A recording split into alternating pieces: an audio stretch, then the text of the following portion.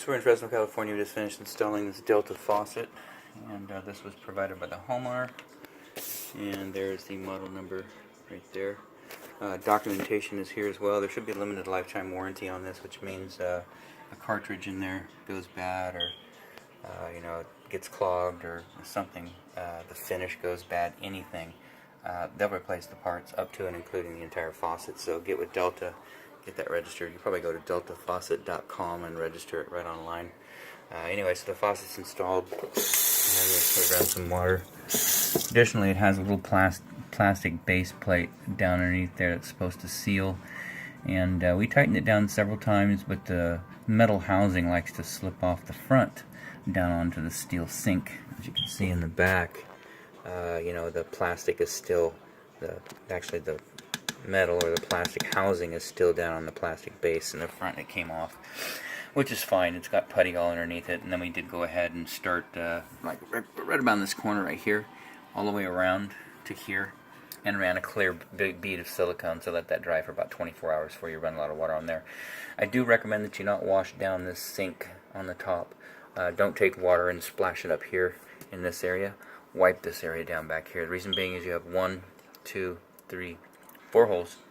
They're all subject to leaking. The old faucet was completely corroded through. The steel holes are rusting as well. So faucets mounted, keep the sink top area dry. Go ahead and wash out your basins, but keep that dry. And then down below, we did go ahead and give them some new supply lines. This faucet didn't come with integrated supply lines, so we gave them braided stainless steel supplies.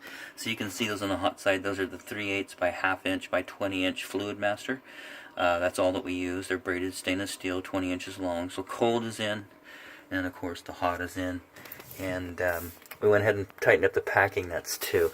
They said that when they tried to turn it off, they had some leaking in here. And so now, if I get back up in there, you can see.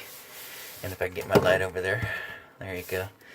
So you can see the hot's good. You can see the white, that's scale from our hard water. That's the calcium deposits building up.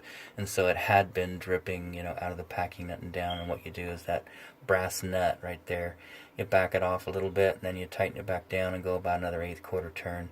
And it tightens up typically and ceases to drip, which is good. Otherwise you come in, you put new angle stops on, no big deal. But in this case, it's dry.